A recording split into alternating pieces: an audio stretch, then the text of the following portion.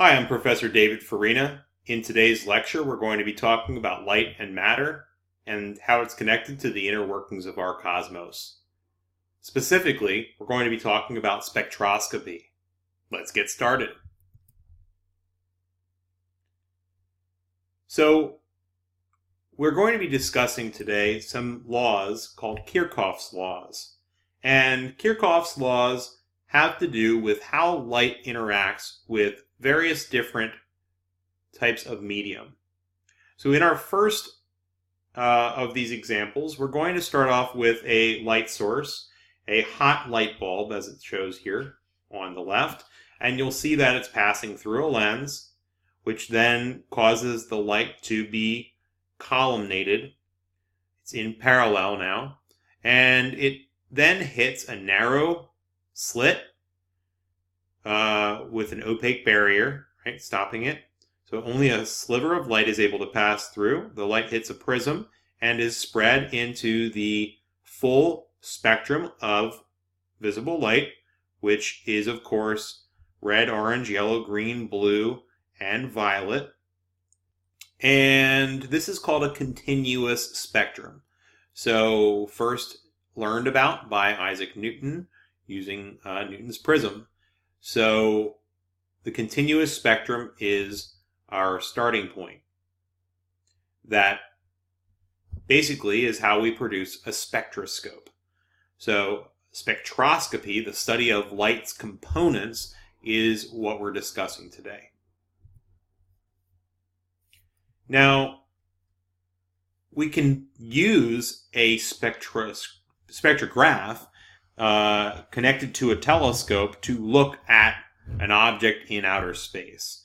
So once again, we've got here as a light bulb, but we have our telescope here. This could be a star, this could be a planet, this could be anything. With this light bulb here, we're getting a continuous spectrum. So this is just a way to kind of explain this in a way that more of a laboratory type of setting.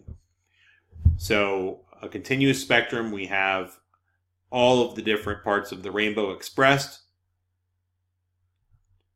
The second type is an emission spectrum. With an emission spectra, we have a gas. This is hydrogen gas, for example, and it's being heated to a very high temperature. Once again, we allow only a small sliver of that light to be passing through a slit with an opaque barrier. It hits the prism and then is spread out once again into the spectrum of light. But notice now that we lack some of the colors. So we have only specific emission lines that are being represented here.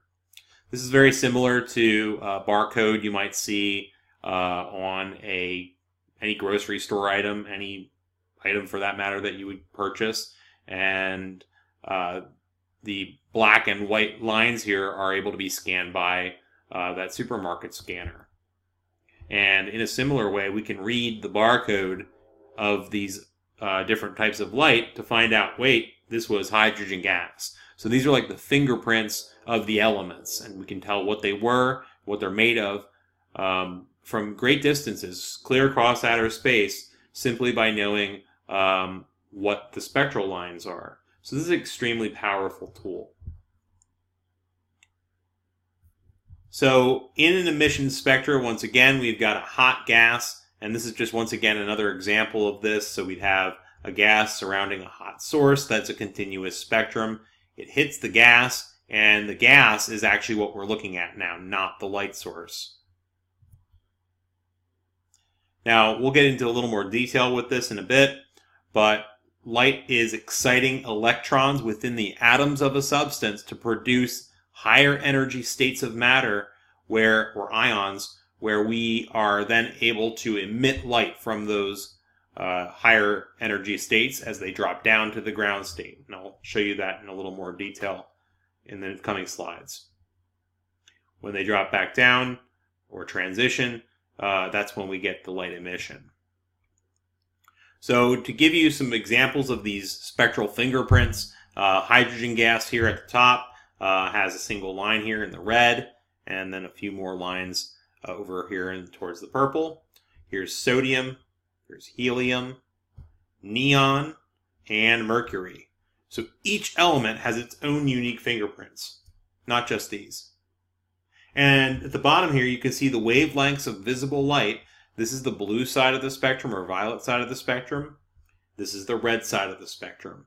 Human eyes can only see these wavelengths. However, with detectors, cameras, astronomers can look in all different types of the electromagnetic spectrum, all the way from radio waves all the way up to gamma, and we can see many more spectral lines in those different energy waves as well.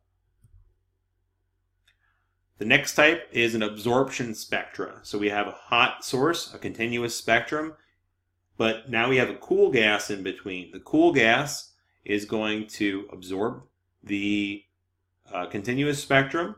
The light passes through the slit once again, then through the prism, where it's split into its component parts, starting with red all the way up through to violet. Now we can see, because of the cool gas in between and the absorption of the light at specific frequencies, we get the inverse of the emission spectra. They're exactly the same frequencies as the emission spectra, but instead of being bright line spectra, we have a dark line spectra.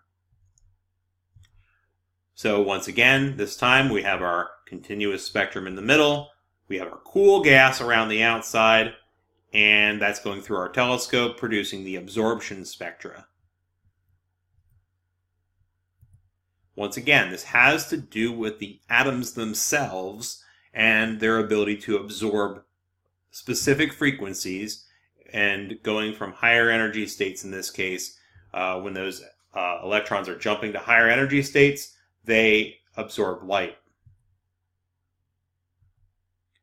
And this does happen actually in a star itself. So the core of a star is a continuous black body spectrum.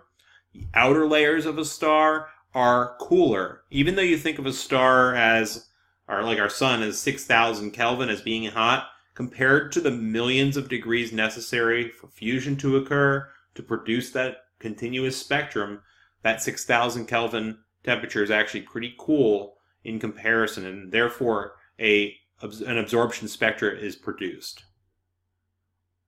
So stars are all absorption spectra as a result of this effect. So what kind of spectrum does our sun have? The dark line spectra of our sun is an absorption spectra. And this is actually a picture of our sun's spectrum right here. So this is a quick little overview. Kirchhoff's laws. Luminous solid, liquid, or dense gas produces a continuous spectrum. A low-density hot gas produces an emission spectra, and a continuous spectrum with a cool thin gas in between is going to produce you an absorption spectra.